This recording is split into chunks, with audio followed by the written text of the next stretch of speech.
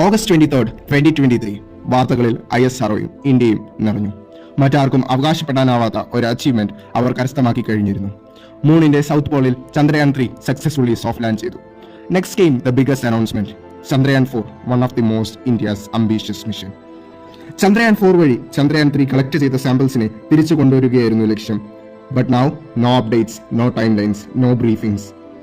ഇന്ത്യയുടെ ശബ്ദമാകേണ്ടിയിരുന്ന ഒരു പ്രോജക്റ്റിനെ ഒരു ബ്ലാക്ക് ഹോൾ വിഴുങ്ങിയതുപോലെ. ഇതിലും സ്ട്രെയിഞ്ചായി ബാക്ക്ഗ്രൗണ്ടിൽ കുറച്ച് കാര്യങ്ങൾ കൂടി നടന്നു. 2024 ഡിപ്പാർട്ട്മെന്റ് ഓഫ് സ്പേസിന് ഏകദേശം 13,000 കോടി രൂപയുടെ ബഡ്ജറ്റ് ബൂസ്റ്റാണ് ലഭിച്ചത്.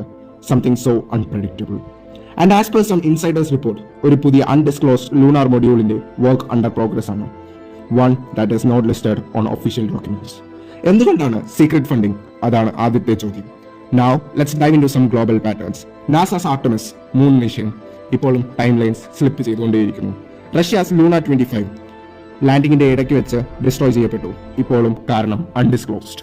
ദെൻ ചൈനാസ് ചാങ് E6 ഇപ്പോഴും ലൊക്കേഷനും പേലോഡ് ഡീറ്റെയിൽസും അൺഡിസ്ക്ലോസ്ഡ്. ഇപ്പോൾ ഇന്ത്യയും fully confidential and undisclosed.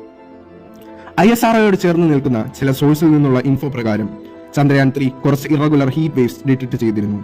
Not from rocks or craters, but from the shadows. Now, here comes the big question. What if Chandrayaan 4 ഒരു എക്സ്പാൻഡഡ് പ്രോജക്റ്റ് ആയിരിക്കാം, നമ്മൾ ഉദ്ദേശിക്കുന്നതിനും അപ്പുറം? അല്ലെങ്കിൽ ISRO എന്തുകൊണ്ടാണ് ശബ്ദമുണ്ടാക്കാതെ, ഉച്ചത്തിൽ സംസാരിക്കാതെ സൈലന്റ് ആയിരിക്കുന്നത്?